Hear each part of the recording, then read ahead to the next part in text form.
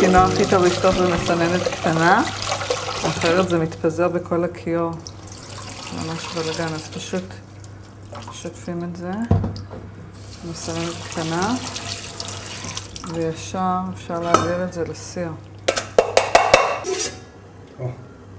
זהו, זה מוכן, ממש כלום זמן זה היה, 7 דקות אולי. יש לנו פה קינוע, מהרגע שהיא מבעבעת, 20 דקות על השעון, וזה מוכן. וזה מוכן, אני פשוט אכבה את האש, תן לזה לשבת, ויש דגן מלא לארוחת צהריים. בעיניי הדרך הכי מהירה לשטוף ירקות לסלט או בכלל, זה להשתמש בסיר גדול, לשים אותו בכיור, ואז פשוט לזרוק את כל הירקות לתוך הסיר, למלא במים.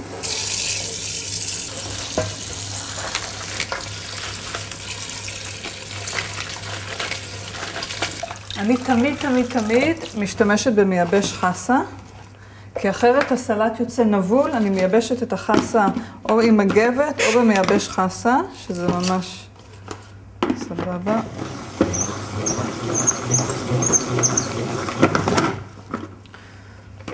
וזהו, אז החסה יבשה, כי אחרת אם החסה יש עליה מים, אז הסלט יוצא כזה נבול, הרוטב כזה מתערבב עם המים, ואני אפילו משתמשת בכלי הזה, לפעמים אני לא משתמשת בכל החסה או בכל הירוקים, אז אני פשוט שומרת אותו במקרר. הכל נשמר בכלי הזה, ואז בארוחה הבאה, צ'יק צ'ק, יש כבר חסה, ואפילו אני עושה כמות גדולה יותר, אבל זה אחלה.